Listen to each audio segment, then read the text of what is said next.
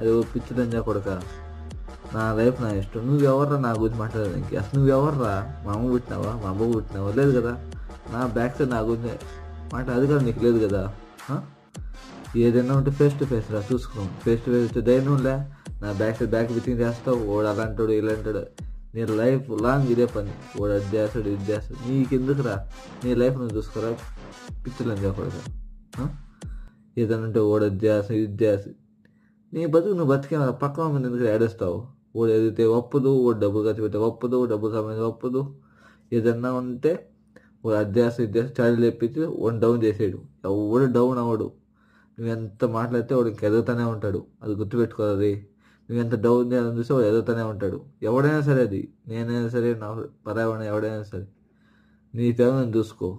మా ఫ్యామిలీ ఎట్టపోతే నీకెందుకురా? పిచ్చి లంజా. ఇంకొకసారి మా ఫ్యామిలీ వస్తే బాగోదురా.